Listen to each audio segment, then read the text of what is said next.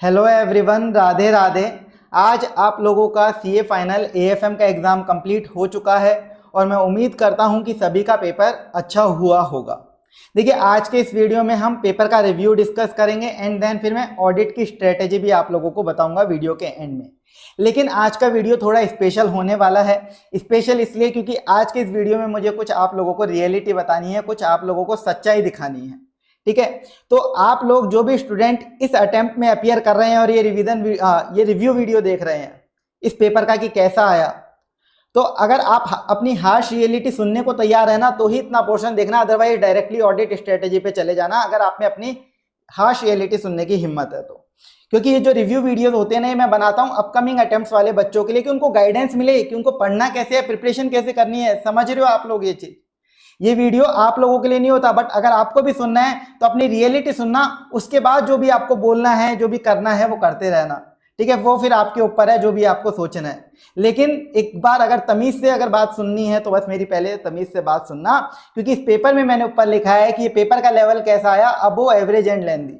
जैसा ही मैं ये बोलूंगा या फिर यहाँ लिखते ही बहुत सारे बच्चे तो अभी भी चालू हो गए होंगे, अरे सर ऐसा कैसे बोल दिया, अबो एवरेज एंड लेंथी। हमें तो सर ये टफेस्ट पेपर बोल रहे हैं लोग, toughest paper till date, CFA के क्वेश्चंस आ गए, out of box syllabus question आ गए, आउट ऑफ बॉक्स पेपर है। तो यानी हमारी प्रिपरेशन में कहीं ना कहीं कमी है। मैं उन टीचर्स में से नहीं हूं कि यहाँ पे सिंपैथी की बात करूंगा कि बच्चों से पोल करा लेता हूँ, पोल में जो बच्चे बोल रहे हैं वही वीडियो में आके बक दूंगा और बच्चे बेचारे खुश हो जाएंगे ना, उनको सिंपैथी मिल जाएगी, सांत्वना मिल जाएगी। मेरा काम आप लोगों को सांत्वना देना नहीं है। मैं एज ए टीचर, मेरी रेस्पॉन्सिबिलिटी है आप लोगों को सही डायरेक्शन दिखाना, सही गाइडेंस देना कि कोई बात नहीं बेटा, अभी गलती कर दी तो आगे ये गलती सुधार लो। अगर ये गलती सुधार लोगे तो बच जाओगे। किसी को लग सकता है कि सर अपनी मार्केटिंग कर रहे हैं, सर को तो अपनी क्लासेस बेचनी है, बुक्स बेचनी है। भाई ये काम नहीं करने, आज तक मार्केटिंग में 1 रुपया खर्च नहीं किया। कोई मत लो मेरी क्लासेस, कोई बुक्स मत लो। मैं तो बोलता हूँ फ्री वीडियोस देखो, फ्री कंटेंट पढ़ो, वो भी सब बताऊंगा आप लोगों को। लेकिन बस पूरी बात सुन लो, क्योंकि आप लोगों के लिए खड़ा हूं मैं। जो भी मेहनत करता हूं ना दिन रात, जो कंटेंट बनाते हैं हम शानदार, आप लोगों के लिए बना रहे हैं और वो सब फ्री में भी प्रोवाइड करवाते हैं सारा कंटेंट, तो पैसे के लिए नहीं करते। अब रियलिटी ये है कि ये paper sir above average and lengthy आप बोल रहे हो, तो सर ऐसा क्यों बोल रहे हो? वो मैं इसलिए बोल रहा हूं कि अगर आप देखेंगे जो पेपर आया है, डेस्क्रिप्टिव पेपर जो है, वो पेपर में 4 क्वेश्चन कंप्लीटली न्यू फ्रेम करे आईसीएआई ने, उनका टोटल बनता है 20 मार्क्स। एक सिमिलर क्वेश्चन है, वो भी चलो न्यू मान लेते हैं अपना 4 नंबर का। यहां तक समझ में आता है, 24 नंबर का नया पेपर। इसके अलावा पूरा का पूरा पेपर कॉपी पेस्ट। एमसीक्यू में आए तो सारे कॉपी पेस्ट क्वेश्चन। सर कहां से, कौन से केस सिनेरियो? हमारे टीचर ने 2000 क्वेश्चन की एमसीक्यू बुकलेट दी थी। अरे उनसे नहीं आते, कभी भी बोला हूं ये कचरा बुक पढ़ना छोड़ो। जो एमसीक्यू है वो इंस्टीट्यूट ने अपने क्वेश्चन से बनाया है, यानी क्वेश्चन बैंक में जो डिस्क्रिप्टिव क्वेश्चन थे उनसे एमसीक्यू आए हैं। दिखाऊंगा सब कुछ आप लोगों को आज के पेपर में। यहाँ पे मैंने लिखा है क्वेश्चन का सोर्स, मेरे जो क्वेश्चन बैंक का एडिशन है उससे लिखा है। मेरे क्वेश्चन बैंक से एडिशन से इसलिए लिखता हूँ क्योंकि भैया मैं उस बुक से पढ़ाता हूँ, है ना। मैंने स्ट्रक्चर्ड बुक बना रखी है, कोई आईसीआई के जैसा कंपाइलर नहीं बनाता औरों की तरह बिना मेहनत का कि डायरेक्टली आईसीआई का क्वेश्चन नंबर सोर्स बता दूं। बट मेरी बुक में कोई स्पेशल चीज नहीं है, आईसीआई के क्वेश्चन है, चाहे आपने आईसीआई का मटेरियल सही से किया है तो भी आप कर पाए होंगे। एक क्वेश्चन आपका केस सिनेरियो आया एमसीक्यू में, बहुत बेसिक। पता है क्या पूछा है? आपको कंट्रीब्यूशन सेल्स दे दी, फिक्स कॉस्ट दे दी और प्रॉफिट पूछा है। अब अगर वो भी हम नहीं निकाल सकते, वो बेसिक चीज, उसको हम बोले कि आउट ऑफ बॉक्स चीज आ गई, अरे भाई ये तो इंटर में आती है, पहली बार सिखा दी जाती है, बट ये भी चलो नया मान लो, तो भी 30 मार्क्स का पेपर अपन ऐसा बोल दें कि जो अपने कवर नहीं था। रिमेनिंग 118 मार्क्स में से 88 मार्क्स का पेपर बचता है, जो एज इट इज इंस्टीट्यूट ने अपने क्वेश्चन पूछे हैं। इंस्टीट्यूट ने अपने क्वेश्चंस, अब आपको क्या चाहिए? क्वेश्चंस में सेम नाम मिल जाए, सेम अमाउंट मिल जाए, तो भैया हमारी प्रिपरेशंस में कहीं कमी है, प्रिपरेशंस में गड़बड़ है, वो सुधारनी पड़ेगी। तो पेपर में मैंने पूरा सोर्स लिखा है, अभी आपको एक एक क्वेश्चन की बात भी करूंगा। और एबीसी एनालिसिस जो मैं देता हूं उसके अकॉर्डिंग ए कैटेगरी में से आपका 70 मार्क्स का पेपर आया, डेस्क्रिप्टिव और एमसीक्यू। बी कैटेगरी में से 22 मार्क्स का, सी कैटेगरी में 20 मार्क्स का। जनरल जो क्वेश्चन है एक आया वो 6 मार्क्स का एमसीक्यू में, वो तो क्या ही बोले, वो तो एक जनरल क्वेश्चन है, कोई भी चैप्टर का नहीं है। क्लियर बात है। अब देखो, जो रियलिटी मुझे बतानी है ना, वो ये रियलिटी है कि ये पेपर सब बच्चों को ऐसा क्यों लग रहा है, जो मैक्सिमम जो बच्चे बैठे हैं, जो ग्रुप्स में बैठे हैं। तो आप सोचो बच्चा क्या कर रहा है आज के टाइम पे, पढ़ाई में कहीं ना कहीं लैग कर रहा है। मेहनत हम कहीं ना कहीं छोड़ रहे हैं, क्योंकि ये पेपर अनएक्सपेक्टेड पेपर बोला जा सकता है। अनएक्सपेक्टेड पेपर बोल सकते हैं, लेकिन out of box toughest paper नहीं है। अनएक्सपेक्टेड पेपर का मतलब है इस पेपर में जो क्वेश्चन पूछे ना इंस्टीट्यूट ने, काफी क्वेश्चन ऐसे थे जो इंपॉर्टेंट कभी होते ही नहीं थे। ठीक है। कभी वो इंपॉर्टेंट क्वेश्चंस की कैटेगरी में नहीं आते थे, जैसे शार्प ऑप्टिमम हो गया, रियल ऑप्शन में आ गया अबेंडनमेंट ऑप्शन की वैल्यू निकालना, बट है तो इंस्टीट्यूट के क्वेश्चन ना। तो मैं आपको क्या बोलता था, कभी ना कभी तो इंस्टीट्यूट कोई अटेम्प्ट में पूछेगा तो पूछ लिया। तो यानी ये पेपर उन बच्चों को टफ लगा है जिन्होंने सिर्फ इंपॉर्टेंट क्वेश्चन करके जाते हैं, या भैया हमें तो ये 20 क्वेश्चन बता दो सर इस चैप्टर में, इस क्वेश्चन में ये बता दो। मैंने आपको एफआर वाले रिव्यू में भी बोला था, बच्चे अभी मैसेज करने लग जाएंगे सर ये छोड़ दे क्या, ये छोड़ दे क्या। तो छोड़ना है तो फिर पूरा सिलेबस ही छोड़ दो। अब छोड़ के हम पढ़ाई करते हैं, फिर पेपर आता है तो गालियां देने लग जाते हैं, ऐसा पेपर आ गया, इंस्टीट्यूट ऐसा कर रहा है, toughest paper out of box बना दिया। ऐसा नहीं है ना मेरे भाई। फाइनल लेवल पे हो तो प्रिपरेशन ढंग से करनी पड़ेगी। मैं आपको रियलिटी बता रहा हूँ कि May 26 में जिन बच्चों का अटेम्प्ट है ना, वो अभी से मैसेज कर रहे हैं सर इंपॉर्टेंट लिस्ट अभी फॉलो करना चालू कर दे क्या। तो उनको मैं सीधा बोलता हूँ कि पूरा पढ़ लो भाई। इंपॉर्टेंट लिस्ट का जब वीडियो बनाता हूँ उसमें भी बोलता हूँ कि आपने अगर अपनी खुद की मार्किंग कर रखी है तो वो मार्किंग आप करना। इंपॉर्टेंट क्वेश्चन सिर्फ ये होते हैं कि लास्ट डे पर अगर आपने मार्किंग नहीं करी तो सारे क्वेश्चन नहीं देख पाएंगे, तो एटलीस्ट ये क्वेश्चन तो देख ले। अदरवाइज एक बार सब क्वेश्चन पढ़ने होते हैं, वो मार्किंग आपको खुद से करनी होती है। लेकिन हमसे अब कोई मेहनत होती नहीं है, हमें तो शॉर्टकट चाहिए। लास्ट 10 दिन पढ़ेंगे और एग्जाम दे देंगे। एएफएम में क्या है ना, पिछले 2-3 अटेम्प्ट में क्या हुआ, बहुत ही आसान कॉपी पेस्ट पेपर आया, बहुत ही आसान आया, बहुत ही आसान मतलब ditto as it is question, वो भी सबसे इजी वाले वो आ गए। तो बच्चों को अब ऐसी आदत पड़ गई कि सर एएफएम तो कुछ है ही नहीं, इसके लिए तो क्या ही पढ़ना, लास्ट के 5 दिन पढ़ेंगे और दे देंगे पेपर। ये आदत पड़ गई उनकी, ये आदत हो गई। तो अब उनको ये पेपर तो फिर लगेगा ही ना आउट ऑफ बॉक्स। लेकिन इसमें क्या आउट ऑफ बॉक्स था, अगर कभी एक्चुअल में आउट ऑफ बॉक्स आ गया ना, कभी एक्चुअल में टफेस्ट आ गया तो क्या करेंगे भाई अपन। तो मैं इसलिए झूठी सांत्वना नहीं देता, मेरा काम वो नहीं है कि झूठी सांत्वना दे दूं, हाँ बच्चों आउट ऑफ बॉक्स है। फिर जब एक्चुअल में आउट ऑफ बॉक्स आ जाएगा तो क्या कर लेंगे हम। जब कॉपी पेस्ट पेपर में अपने आप को नहीं संभाल पा रहे हैं तो कहीं ना कहीं प्रिपरेशन में गड़बड़ है। और मैं आपको बताऊं, हमारा सब वही चल रहा है पिछले अटेम्प्ट से कंपैरिजन। 2-3 अटेम्प्ट में एकदम इजी वाले इंपॉर्टेंट वाले इजी क्वेश्चन आ गए, तो बस कुछ पढ़ना नहीं है। तो मैं बताऊं, मैक्सिमम बच्चे जो ये बैठे रहते हैं ना, जो पोलो में जाते हैं उल्टी सीधी बातें करते हैं, मैक्सिमम वही है जो पिछले अटेम्प्ट में 40 नहीं ला पाए इसी एएफएम के पेपर में, जब सबसे ईजी था। तो उनको तो फिर ये भैया आउट ऑफ बॉक्स है, ये तो कुछ भी लगेगा। तो अगर हम केवल ऐसा सोचे कि इतना गिना चुना इतना पढ़ लें तो नहीं होगा भाई काम। गिना चुना क्या, मैं तो आपको जो क्वेश्चन बैंक देता हूं उसमें 500 क्वेश्चन है, सिर्फ 500 550 के लगभग, 500 क्वेश्चंस भी नहीं कर सकते हम। और कंसेप्ट बुक 200-250 पेज की है। हमारे यहाँ कचरा मटेरियल नहीं होता कि 4 बुक दे दी फिर उसमें से छांट के पढ़ लो। आधे से ज्यादा टीचर्स के ऐसे हाल हैं, कंपाइलर बना के दे देंगे, जैसे एफआर में बहुत सारे टीचर्स के हाल हैं, 150 क्वेश्चन दे देंगे फाइनेंशियल इंस्ट्रूमेंट में, फिर उसमें से एलडीआर पता नहीं क्या क्या नाम से टिक लगवाते रहेंगे क्लास में बैठ के। तो वो कचरा तो हमने कभी किया ही नहीं, हमने ऑलरेडी वही कंटेंट दिया है जो पढ़ना है आपको। अब क्या है, उन 500 क्वेश्चन में से भी छांट के सर हर चैप्टर में बस ये 10 क्वेश्चन कर लेते हैं, इस चैप्टर में ये 20 क्वेश्चन कर लेते हैं, हो जाएगा ना काम सर। फिर तो भैया काम हो ही गया ना आपका। तो बस मिस्टेक वो है। तो अपनी गलतियों को सुधारें अपन, उस पर वर्किंग करें भाई, तो अपन बन जाएंगे सीए। ठीक है, दूसरे की गलतियां अपन ढूंढने लग जाते हैं, इंस्टीट्यूट की गलती, इस फलाने की गलती। अपनी गलती तो देख लेते तो हम सीए बन जाते और शानदार मार्क्स से बनते। सिर्फ आप लोगों के लिए बोल रहा हूँ ये बात, मेरे को कोई फायदा नहीं है। आपको लगे मेरी मार्केटिंग है, मत लो मेरी क्लास। मैं तो क्या बोल रहा हूँ, मैंने जो रिवीजन वीडियो डाले हैं ना यूट्यूब पे, एक बार वो देख लेना। जो मैक्सिमम बच्चे ऐसी बातें करते हैं ना, उन्होंने कभी कंटेंट देखा ही नहीं, वो देखना। और मेरे नोट्स क्वेश्चन बैंक भी आप फ्री में अरेंज कर लोगे, मुझे पता है सब जगह पीडीएफ वगैरह मिल जाती है बच्चों को, वो आप अरेंज कर लेना, वो पढ़ लेना। आप गारंटीड पास क्या 80+ ले आओगे, गारंटीड ले आओगे ढंग से अगर पढ़ोगे तो। उसमें कुछ मत छोड़ो, उसमें कुछ मत छोड़ो। ये हमेशा मैं बोलता हूँ, जो कंसेप्ट बुक क्वेश्चन बैंक है वो पूरी पढ़नी है, कभी कुछ नहीं छोड़ना। आज तक मैंने हमेशा यही बात बोली है और वही बात यहाँ पे अप्लाई होती है। तो अगर अभी भी किसी को लगता है कि पेपर टफेस्ट है, आउट ऑफ बॉक्स, अपने दिल पे हाथ रख के बस सिर्फ इतना बोलना, भगवान सब जानता है। देखो बाकी तो मुझे कोई फर्क नहीं पड़ता, मुझे जो बोलना है बोल लेना, आईसीआई को जो बोलना है बोल लेना, लेकिन अपने दिल पे हाथ रख के बस इतनी बात आप देख लेना कि क्या जो मैंने बोला वो फैक्ट है कि नहीं है। क्या हमने दिल से पूरी कंसेप्ट बुक पढ़ी थी? कंसेप्ट बुक जो मैंने दे रखी है 250 पेज की, क्या पूरी पढ़ी थी? क्या क्वेश्चन बैंक के 550 क्वेश्चन जितने भी है, 500-550, वो पूरे के पूरे हमने करे थे और प्रैक्टिस करी थी मेरे साथ क्लास में। उसके बाद अगर किसी का पेपर खराब हुआ है ना, तो आप बिल्कुल छाती ठोक के बोलना, हाँ सर हमें तो आउट ऑफ बॉक्स लगा, फिर तो कुछ था ही नहीं पेपर में ऐसा जो हमने पढ़ा, फिर बोल देना। अभी मैंने ग्रुप में देखा एक मैसेज, एक बच्चा बोलता है सर एक क्वेश्चन आया शार्प ऑप्टिमम का, अब वो हमें पता ही नहीं प्रेजेंट कैसे करना है। तो भाई फिर दिक्कत यही है ना, आप लोगों के साथ क्या वो गोले लगाने वाले अच्छे लगते हैं आप लोगों को, क्योंकि वो नाच लेते हैं क्लास में, वो डांस कर लेते हैं, तो चलो ये नाचना करा दिया, उसने प्रैक्टिस नहीं कराई ना कभी, बस गोले लगाता रह गया, कभी कंसेप्ट से तो पढ़ा ही नहीं, तो सब प्रेजेंट कैसे करें। क्लास में एक एक क्वेश्चन इसलिए तो सॉल्व कराता हूँ, हमेशा बोलता हूँ एफआर एएफएम में प्रैक्टिस कर लेना क्वेश्चंस की।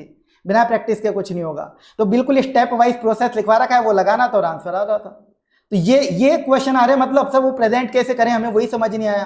तो इसका मतलब क्या प्रैक्टिस करी अपन ने? आपने कोई प्रैक्टिस नहीं करी, आप बस वो गोले लगाने वालों को देखते रह गए यूट्यूब पर कि हाँ नाच लिया, 2-4 जोक मार लिए, वाह वाह खुश हो गए। तो वो सबसे काम नहीं चलेगा। प्रोफेशनल एग्जाम दे रहे हो तो प्रोफेशनल रहो, और मैं यहाँ प्रोफेशनल बातें ही कर रहा हूँ। किसी को बुरी लग सकती हैं तो बिल्कुल लगे, लेकिन आपके भले के लिए कर रहा हूँ, इतना मुझे पता है, भगवान भी जानता है और मैं भी जानता हूँ। तो आप लोगों के लिए भले के लिए हमेशा खड़ा था, आज भी खड़ा हूँ, आगे भी खड़ा रहूंगा। मेरी क्लास बुक्स लेने की कोई जरूरत नहीं है। किसी को लगे ना मैं मार्केटिंग कर रहा हूँ तो मत लेना, बिल्कुल कभी मत लेना, आप बस पढ़ लो। मैं तो ये बोल रहा हूँ मेरा फ्री कंटेंट है ना, उससे पढ़ लो, उससे भी 80+ आ जाएंगे। ठीक है, ये मैंने आपको पेपर का ओवरऑल बताया। अब कुछ बच्चे क्या है जिनको हरकतें करनी है, वो एक्चुअल में क्या होते हैं, स्टूडेंट्स मेरे होंगे भी नहीं, वो कंफर्म है इधर उधर से आते हैं और टाइम पास करते हैं। तो उनकी रियलिटी के लिए मैं ये जो क्वेश्चन का सोर्स बता रहा हूँ ना क्वेश्चन बैंक से, सर क्वेश्चन का आपने सोर्स बोल दिया, वहाँ तो कुछ और है, वो भी मैच करा देता हूँ। ठीक है, वो भी एक बार फटाफट से मैच करा देता हूँ। पेपर लेंदी काफ़ी था, पेपर मैं अभी बता दूँ, अबो एवरेज एंड लेंदी काफ़ी ज़्यादा था पेपर। क्वेश्चन सॉल्व करने में आपको टाइम लगना था, उसके लिए प्रैक्टिस चाहिए थी। आपने मॉक टेस्ट करे होंगे, लिखे होंगे, तो गारंटेड आप पेपर अच्छा सा अटेम्प्ट कर पाए होंगे। अदरवाइज पेपर छूटा होगा बहुत बच्चों का, ये भी कंफर्म है इस पेपर में। लेकिन पेपर में ऐसा नहीं बोल सकते कि टफेस्ट है या आउट ऑफ बॉक्स है। क्वेश्चंस मैं आपको दिखाता हूँ क्यों नहीं है। देखो अभी वेरीफाई भी करा, तो मैंने आपको वो लिस्ट तो शेयर करी है ऑलरेडी। सबसे पहले देखो ये एमसीक्यू में जो मेरे पास वर्जन आया है, इसके अंदर ये एक एमसीक्यू है आपका। ये एमसीक्यू किसका है? आपका मनी मार्केट इंस्ट्रूमेंट का। ये डिट्टो क्वेश्चन मैंने यहाँ पे लिखा है। क्या लिखा है मैंने?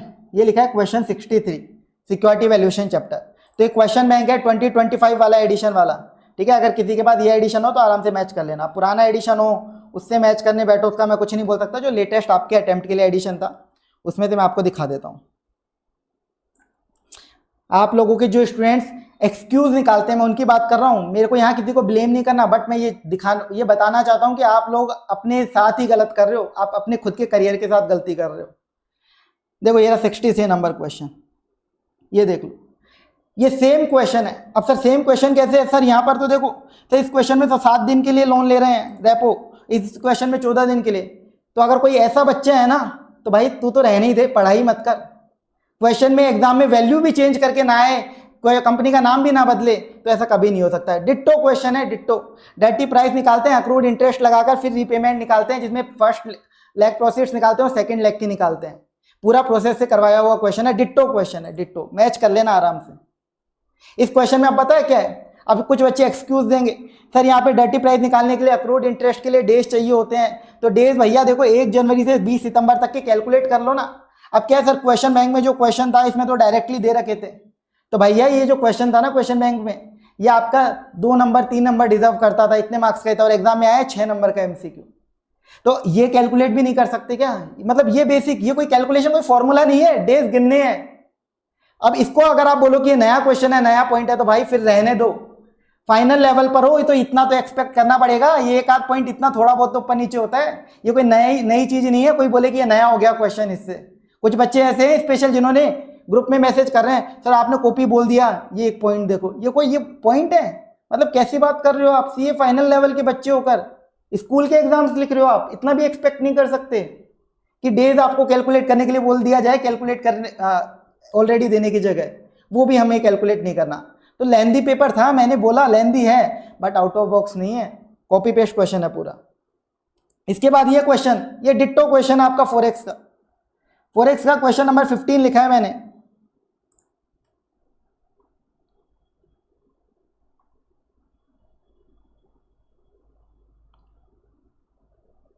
फेटो फॉरवर्ड का क्वेश्चन है, क्वेश्चन नंबर 15। देख लो यही क्वेश्चन है। सर इसमें तो कुछ अलग दिख रहा है और इसमें कुछ अलग दिख रहा है, यहाँ तो अलग तरीके से दिख रहा है। तो जो बच्चा ऐसे पढ़ाई करता है ना, तो कंफर्म है तुमने पढ़ाई नहीं करी फिर। ठीक है, कोई ऐसे मैच करता है क्वेश्चन को तो तुमने फिर पढ़ाई नहीं करी। यहाँ ही साबित कर दिया तुमने कि तुमने पढ़ाई नहीं करी मेरे भाई।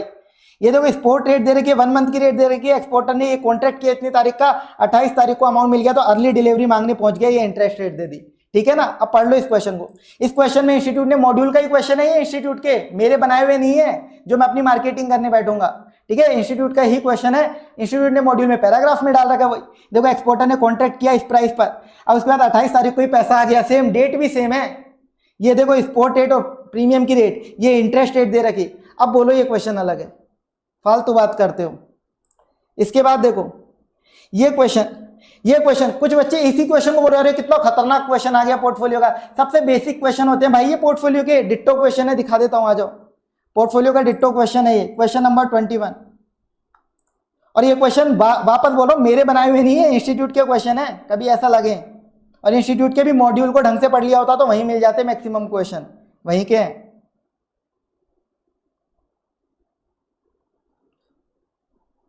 ये देख लो डिट्टो क्वेश्चन है, फॉर्मेट तक भी सेम है, डिट्टो क्वेश्चन है, डिट्टो, मैच कर लेना आप। क्लियर। इसके बाद ये क्वेश्चन मैंने बोला कि डेटा सेम है इसमें, ठीक है। ये बेसिक क्वेश्चन था, देखो बेसिक लिखा है मैंने क्लियरली, ऐसा नहीं है कि जानबूझ के बोलूंगा, यहां लिखा मैंने बिल्कुल बेसिक क्वेश्चन मर्जर का, स्वैप रेशियो और पोस्ट मर्जर ईपीएस निकालने का। और डेटा कहां से उठाया, क्वेश्चन 5, एक आपके पास वीक बैंक और स्ट्रॉन्ग बैंक करके क्वेश्चन है क्वेश्चन 5 मर्जर चैप्टर में, वहां से इन्होंने डेटा उठाया, उसके बेसिस पे ये रहा, देखो ये डेटा उठा लिया, ठीक है। एनपीए वगैरह वाला जहां पे नेगेटिव पैरामीटर होता है तो अपन उल्टा फॉर्मूला लेते हैं, सब नोट्स में लिखा था मैंने, वो डेटा उठा के ये आपको रेशियो दे दिया। अब बस आपसे पूछ लिया स्वैप रेशियो बता दो, पोस्ट मर्जर ईपीएस बता दो। तो बेसिक क्वेश्चन, ये नया क्वेश्चन है। अगर इन्हें नया बोलते हो ना आप तो फिर तो शायद आज तक हमने तो कभी भैया सीए देखा ही नहीं है, हमने तो पढ़ाई नहीं करी सीए की, ना कभी किसी को पढ़ाया, अगर कोई बच्चा इन्हें भी नया बोलता है तो। इसके बाद ये क्वेश्चन जो है लास्ट केस सिनेरियो, ये क्वेश्चन बेसिक क्वेश्चन था, जनरल क्वेश्चन, कोई सिलेबस का क्वेश्चन नहीं है, ये कोई चैप्टर नहीं है, कोई टॉपिक नहीं है। क्यों? क्योंकि भैया इसमें बोला है सेल्स कितनी हो रही है, कंट्रीब्यूशन दे रखा है, फिक्स कॉस्ट, याद आ रहा है इंटर में करते थे, sales minus contribution, sorry contribution minus fix cost, contribution per unit है, सेल्स यूनिट से कंट्रीब्यूशन में से फिक्स कॉस्ट हटाएंगे तो क्या आएगा, प्रॉफिट। तो भैया प्रोडक्ट ए का प्रॉफिट बता दो। ये पेपर आपको फाइनल लेवल पे दिया है ये क्वेश्चन, और इसे आप टफ बोलते हो। इसके बाद बोला प्रोडक्ट बी का बता दो, प्रोडक्ट बी में तो बहुत सारी यूनिट्स दे दी, बोला 1,40,000 यूनिट्स की सेल हुई है, ये मान के इसका बता दो। ये टफ क्वेश्चन है। लास्ट में बोला एक्सपेक्टेड प्रॉफिट बताओ प्रोडक्ट बी का, तो एक्सपेक्टेड यूनिट्स निकाल के कंट्रीब्यूशन मार्जिन और फिक्स कॉस्ट हटा दो। ये 6 नंबर लाने के लिए इसमें तो 5 मिनट का काम भी नहीं था इस एमसीक्यू में, 6 नंबर सीधे डायरेक्ट आपके। बट ठीक है, क्या ही बोले, दिक्कत यह ना कि हम कचरा कंटेंट पढ़ेंगे तो फिर सब कुछ नया ही लगेगा। आगे आ जाओ, अभी और दिखाता हूँ reality check, descriptive paper, mutual fund का क्वेश्चन, डिट्टो क्वेश्चन है, डिट्टो का भी आधा पार्ट, पूरा पार्ट पूछा भी नहीं है इन्होंने। देखो क्वेश्चन नंबर 24 में केवल बोनस प्लान पूछा है, डिविडेंड प्लान और बोनस प्लान दोनों थे अपने क्वेश्चन बैंक में, लेकिन एग्जाम में क्या पूछा, केवल बोनस प्लान, आधा ही क्वेश्चन पूछा। इनको भी मालूम है पेपर लेंदी हो रहा था, पेपर बनाने वाले को मालूम था पेपर वो लेंदी बना रहा है, तो यहां उसने थोड़ी सहूलियत दी आपको, आधा पेपर, आधा क्वेश्चन ही दिया इसका, ठीक है। तो ये क्वेश्चन पहली बार मैं इसलिए दिखा रहा हूं, आज तक कभी रिव्यू वीडियो में दिखाया नहीं। मुझे पता है कि जिनको फालतू उल्टी सीधी बातें करने हैं वो अभी भी करेंगे, वो आते ही एजेंट है, उनके पास और कोई काम धंधा नहीं है। लेकिन जिनको अपनी रियलिटी जाननी है ना, जिनको सुधारना है, अपना रिजल्ट सुधारना है, सीए बनना है, वो देखेगा इसको और समझेगा कि हाँ क्या गलती कर रहा है वो। ये रहा सेम क्वेश्चन, ठीक है। इसमें ये डिविडेंड प्लान तो दिया ही नहीं है, बोनस प्लान वाला पूछा है आपसे, बोनस यूनिट्स दे रखी है 2 टाइम में, ये टेबल फॉर्मेट में था, बस उसी को पैराग्राफ फॉर्मेट में डाला है। यील्ड रेट दे दी आपको बोनस प्लान में, इन्वेस्टमेंट, और आपको इश्यू प्राइस निकालनी थी। सेम क्वेश्चन देख लो, same question, opening NAV issue price आपको निकालनी है, ये यील्ड रेट दे दी, ये इन्वेस्टमेंट दे दिया, और ये 2 बार बोनस दे दिया। टेबल की जगह डेटा पैराग्राफ में डाल दिया केवल एक बोनस प्लान का, तो नया क्वेश्चन हो गया। अब अगर ये फॉर्मेटिंग टेबल की जगह पैराग्राफ में डाल दे, उसे अगर आप नया क्वेश्चन बोलते हो तो कहीं ना कहीं 100% कमी है हमारी प्रिपरेशन में। या तो हमने सही कंटेंट नहीं पढ़ा, या सही से रिवीजन नहीं करे, सही से प्रैक्टिस नहीं करी, वो आप देख लेना क्या नहीं करा, वो इंप्रूव करना है अपने को। नेक्स्ट क्वेश्चन, ये क्वेश्चन आ जाओ, ये आपका मर्जर चैप्टर का क्वेश्चन है, मर्जर चैप्टर का क्वेश्चन है, और मर्जर चैप्टर में है क्वेश्चन नंबर 39, देखो, ठीक है। क्वेश्चन बैंक में मर्जर चैप्टर का क्वेश्चन 39।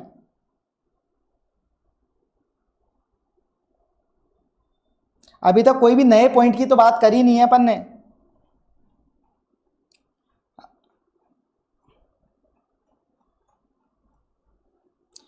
क्वेश्चन 39 देखिए, बोनस का टॉपिक था ये, बोनस इशू का। यही क्वेश्चन आपके पास एग्जाम में आया, यही क्वेश्चन आया। इस क्वेश्चन में पहले पी रेशियो निकालना होता है। देखो पी रेशियो निकालते थे अपन पहले, आपको क्लास में दिखाया भी था, पी रेशियो निकालते थे। तो पी रेशियो जो है इन्होंने क्वेश्चन में ही लिख के दे दिया कि आप निकाल दो।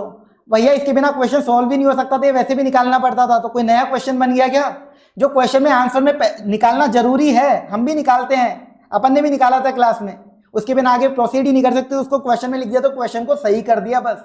अब क्वेश्चन को सही करना कोई चेंज होता है क्या? अब आप बोलोगे सर यहाँ पे तो कुछ अलग दिख रहा है हमें थोड़ा, इसमें तो एक रिटर्न ऑन इक्विटी दिख रही है, तो हम इसको यूज में लेकर पी रेशियो निकालते थे। पी रेशियो का एक और फॉर्मूला आता है मार्केट वैल्यू और अर्निंग्स वाला, तो इस क्वेश्चन में मार्केट वैल्यू और अर्निंग्स थी, तो इसके बेसिस पे पी रेशियो आ जाता। अब बोलो कि ये नया क्वेश्चन है, तो ये नए क्वेश्चन नहीं होते। नए का मतलब होता है बिल्कुल नया फ्रेम होना। क्वेश्चन में पी रेशियो निकालने के लिए एमपीएस मार्केट वैल्यू और अर्निंग्स दे दी, तो उसके बेसिस पे भी निकाला जा सकता है मेरे भाई, ठीक है, उसके बेसिस पे निकाला जा सकता है। वो बेसिक फॉर्मूला होता है, इंटर तक सीख के आता है, और बेसिक्स ऑफ एएफएम में सबसे पहले सिखाता हूँ बेसिक्स की बातों में। इसके बाद ये क्वेश्चन देखो, ये डेरिवेटिव्स का है, एज इट इज क्वेश्चन है, क्वेश्चन 22 दिखा देता हूँ। अब आप बोलोगे सर ऐसा कैसे एज इट इज, ऐसा तो कुछ आज तक हमने देखा ही नहीं, तो हमने पढ़ाई ढंग से नहीं करी भाई।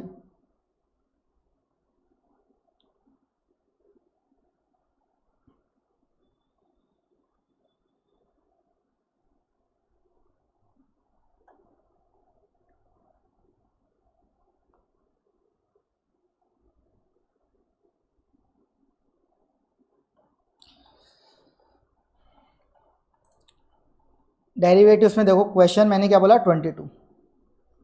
3 सिनेरियोज में आपको प्रॉफिट लॉस निकालना है, ठीक है, 3 सिनेरियोज में। देखो क्वेश्चन में यही 3 सिनेरियोज हैं, इनमें प्रॉफिट लॉस निकालना है, प्रॉफिट लॉस निकालना है। इसके बाद अब सर ऐसा तो डेटा दिख ही नहीं रहा, आप जो क्वेश्चन दिखा रहे हो भाई, वही पैराग्राफ के डेटा को तोड़ के लिख दिया। एक कॉल ऑप्शन लिया है प्रीमियम स्ट्राइक प्राइस, एक पुट ऑप्शन लिया है प्रीमियम स्ट्राइक प्राइस, ये मार्केट प्राइस दे दी, और ये टोटल कितने शेयर्स लिए वो दे दिया। इसी चीज को देख लो, सेम है क्वेश्चन, मत बोल देना अलग है, कोई उल्टा सीधा ज्ञान दे। 3 मंथ्स का option premium strike price, 3 months का put option premium strike price, ये रही मार्केट प्राइस। क्या अलग है, क्या अलग है? और ये देखो नंबर ऑफ शेयर्स कितने, लॉट साइज, कुछ भी अलग नहीं था क्वेश्चन में, सेम क्वेश्चन था। और 10 मिनट भी नहीं लगती, मैक्सिमम 5 मिनट लगती है इस क्वेश्चन को सॉल्व करने में, जिस पेपर को आप टफेस्ट बोल रहे हो। देख लो आपके सामने है ये। तो इसमें ब्रेक इवन भी पूछ लिया सर, इसमें तो ब्रेक इवन लिखवा नहीं रखा क्या? ब्रेक इवन कैसे आता है कॉल और पुट दोनों ऑप्शंस के लिए, वो भी सिखाया हुआ आपको, वो भी सिखाया हुआ है। और मैंने आपको एक क्वेश्चन जो है अगला, उसमें ब्रेक इवन निकालना भी सिखाया था। इस क्वेश्चन में ब्रेक इवन निकालना भी सिखाया था, प्रैक्टिस भी करी थी, निकालना सिखाया हुआ, इसमें प्रैक्टिस भी करी हुई है। 2 मिनट भी नहीं लगती ब्रेक इवन निकालने के लिए। तो कोई नया क्वेश्चन नहीं है, इसे नया क्वेश्चन नहीं बोलेंगे। अब आप बोलो कि पैराग्राफ की जगह तोड़ के डेटा लिख दिया तो नया क्वेश्चन, नहीं भाई, नया नहीं होता। अगर फिर भी नया लग रहा है तो फिर छोड़ो। इस बार देखो इंस्टीट्यूट ने ये भी काम किया है कि आपको राउंड ऑफ करने हैं 4 डेसिमल प्लेसेस में, जिससे कि आपके मार्क्स ना कटें। इसके बाद ये डिट्टो क्वेश्चन है फोरेक्स का, डिट्टो क्वेश्चन है फोरेक्स का ये क्वेश्चन नंबर आपका 34 है, क्वेश्चन 34 है फोरेक्स चैप्टर में।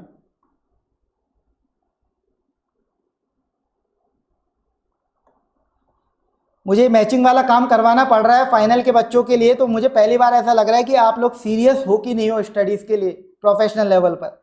इस तरीके की बातें करते हो, ऐसा काम करना पड़ रहा है आप लोगों के लिए। देख लो डिट्टो क्वेश्चन, ये डिट्टो क्वेश्चन है, मैच कर लेना आराम से बैठ के, ठीक है। ये तो डिट्टो ही है, as it is leading lagging का। इसके बाद ये क्वेश्चन है ईएफआर का, जो मैंने बोला सिमिलर है, तो इसमें डेटा सारा आपको दे रखा है नॉर्मली, बस लास्ट में फिक्स्ड असेट का यूसेज और बता दिया, तो इतना परसेंटेज फिक्स असेट चेंज करनी थी। तो इसको मैंने बोला है कि सिमिलर क्वेश्चन है, ईएफआर का जो कंसेप्ट है वो लगा के आप कर सकते हो, डेटा सब कुछ सेम है आपके पास, बस एक फिक्स असेट का यूसेज रेशियो नया आपको दे दिया। तो इसे आप न्यू क्वेश्चन भी मान सकते हो। तो इसको मैंने न्यू की कैटेगरी में ही काउंट करके बोल दिया आपको, 30 मार्क्स न्यू में हटा दिए ना मैंने। इवन जो प्रॉफिट निकालने का केस सिनेरियो एमसीक्यू था वो भी 30 मार्क्स में ले लिया मैंने। और कुछ स्टूडेंट्स क्या मैसेज कर रहे हैं, सर 30 मार्क्स न्यू है, 80 तो कॉपी है, 88 कॉपी होना कम होता है क्या? और 30 मार्क्स में भी 6 नंबर का तो वो प्रॉफिट निकालने का एमसीक्यू है 2 मिनट का, ठीक है। ऐसी बातें मत करना दोबारा कभी।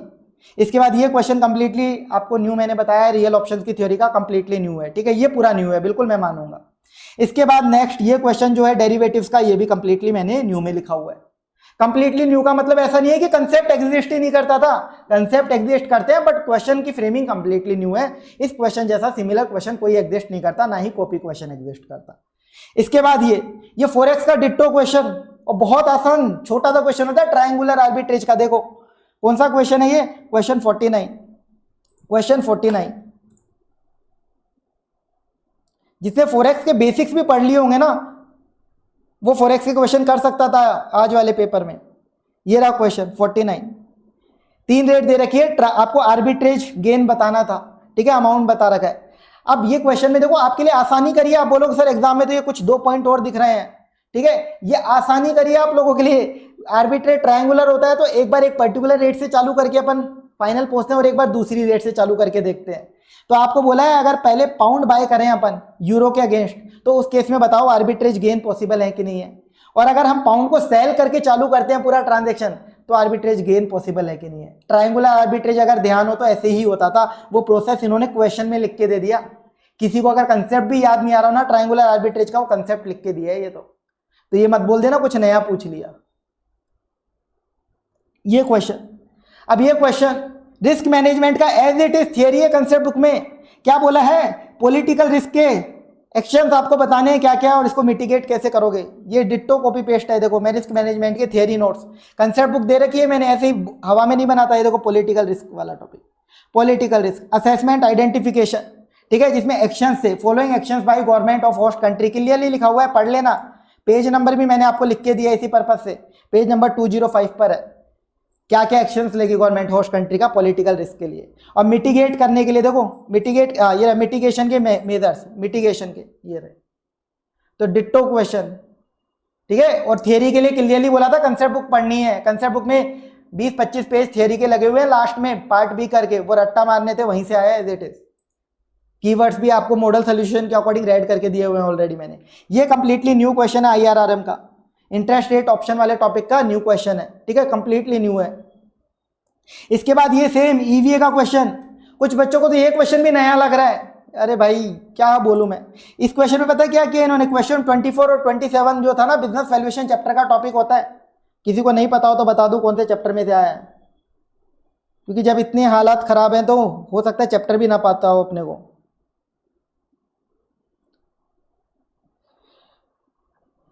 देखो क्या किया इन्होंने, मैं आपको दिखाता हूं इस क्वेश्चन में। अब आप बोलोगे सर 2 क्वेश्चन का मिक्स था कैसे कर पाते हैं, अरे भाई क्या बोलूं, ये डिट्टो क्वेश्चन है, ठीक है, क्वेश्चन 24 डिट्टो है एज इट इज, ये क्वेश्चन पूछा है। बस पता है एक पॉइंट क्या डाला है एक्स्ट्रा इसमें, एक्स्ट्रा पॉइंट 27 वाले क्वेश्चन से ये डाल दिया कि जो प्रोडक्ट है एक पेटेंटेड प्रोडक्ट है जिसकी मार्केट वैल्यू इतनी है, ये बुक्स में रिकॉर्डेड नहीं है, ये वाला पॉइंट यहां से एक्स्ट्रा उठा लिया, और गवर्नमेंट बॉन्ड्स की रेट वगैरह यहां से उठा ली।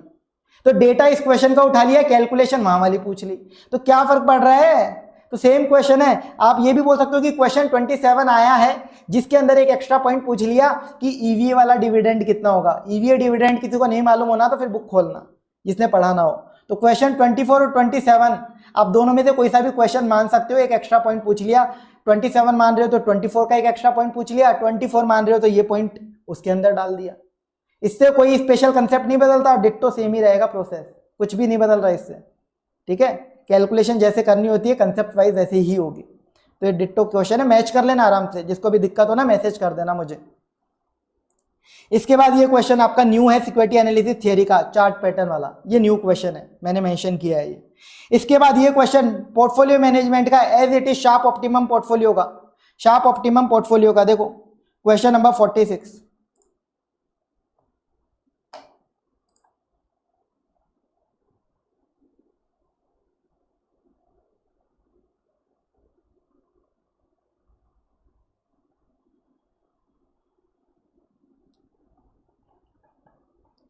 ये देखो ये रहा डिट्टो क्वेश्चन, सेम क्वेश्चन है सर, ये तो क्वेश्चन हो गया सब ठीक है ना, लेकिन सर एग्जाम में जो क्वेश्चन आया है ना इसमें से नीचे रिक्वायरमेंट देखो ये क्या लिख दी।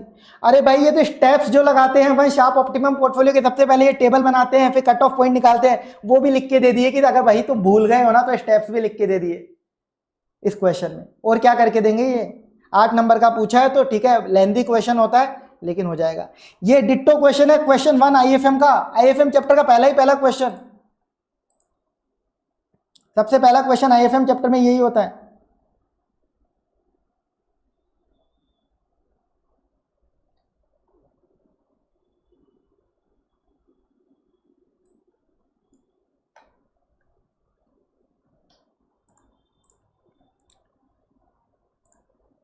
आप लोगों को इतना ये लोड करके दिखा रहा हूं मैं ये क्वेश्चन में कि बेचारा परेशान हो गया इतनी जल्दी इसको चलाने के चक्कर में। देखो आईएफएम का,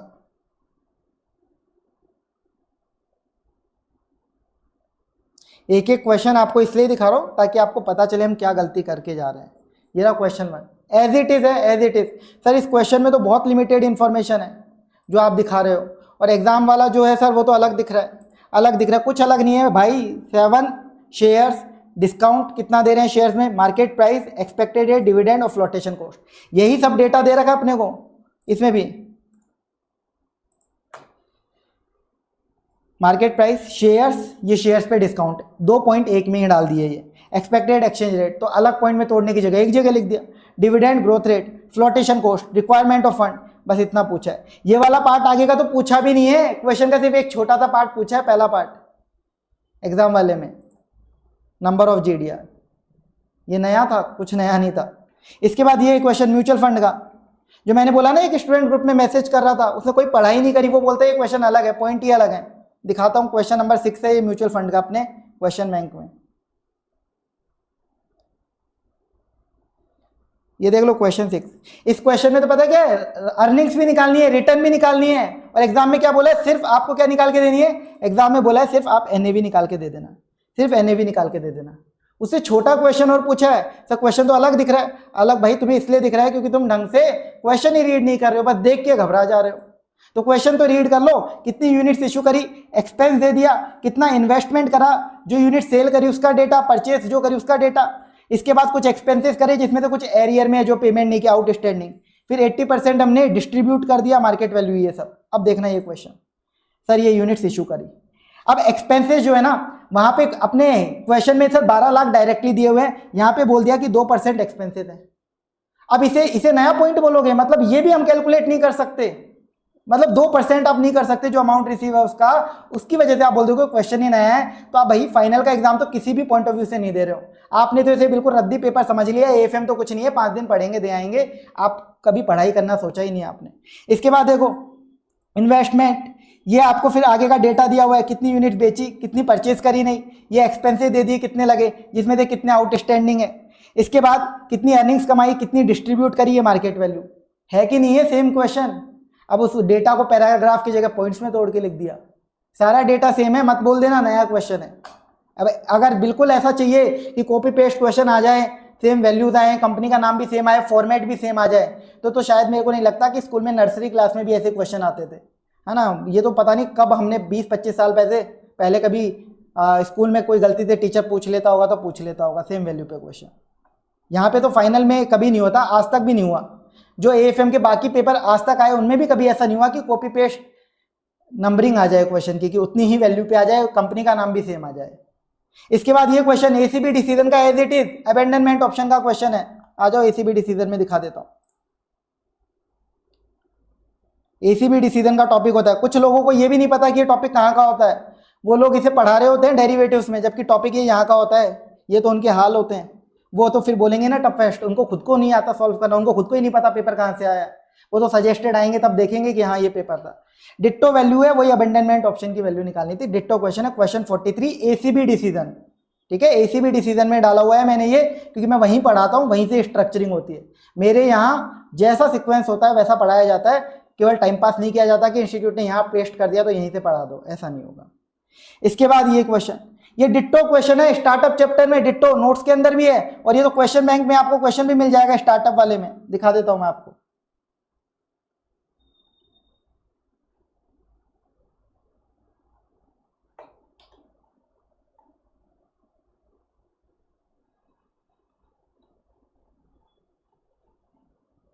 ये देखो, ये रहा ditto question as it is, startup chapter, startup finance theory chapter का एज इट इज क्वेश्चन।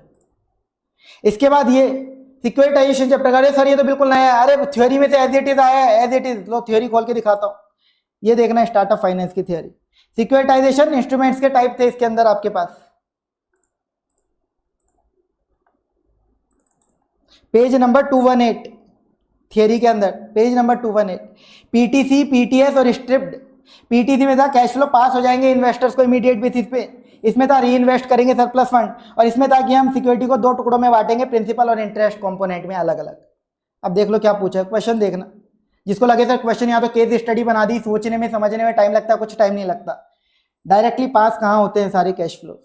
इसके बाद यहाँ पे देखिए नेक्स्ट वाला री इन्वेस्टमेंट ऑफ सरप्लस फंड्स कहाँ होता है, ये पीटीसी लाइन से बोला है, ये पीटीएस है, और लास्ट में हम इसको दो टुकड़े में तोड़ रहे हैं, प्रिंसिपल और इंटरेस्ट कंपोनेंट्स के अलग अलग सिक्योरिटीज बना रहे हैं, यानी स्ट्रिप।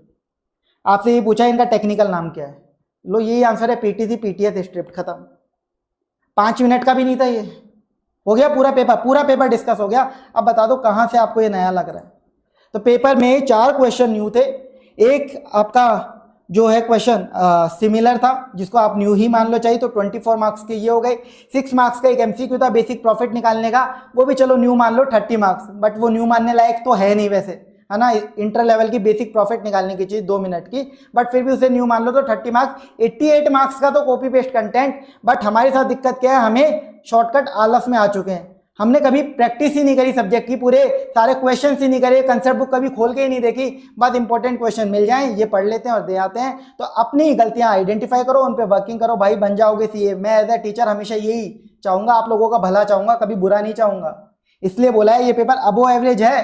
क्यों? क्योंकि अनएक्सपेक्टेड जगह से क्वेश्चन पूछे गए हैं, ऐसे टॉपिक जो अनइंपॉर्टेंट थे, कुछ क्वेश्चन ऐसे पूछे गए हैं जो इंपॉर्टेंट नहीं थे, और लेंदी काफी था पेपर, टाइम लगता था। तो जिसने मॉक टेस्ट प्रैक्टिस करे होंगे, क्वेश्चन प्रैक्टिस करे होंगे, वो हैंडल कर पाया होगा। तो ये पूरा मैंने एनालिसिस डिटेल में बताया इस पेपर का, पहली बार मैंने ऐसा किया है, मैं कभी करता नहीं, और आगे भी मैं उम्मीद करूंगा कि मुझे ऐसा करने की जरूरत ना पड़े, लेकिन जो हरकतें करते हैं वो लोग, उनके लिए किया है ये। अब आ जाते हैं ऑडिट की स्ट्रेटेजी में, इसमें अब ज्यादा टाइम बर्बाद मत करो, जैसा भी पेपर हुआ अब अगले पेपर पे ध्यान दो।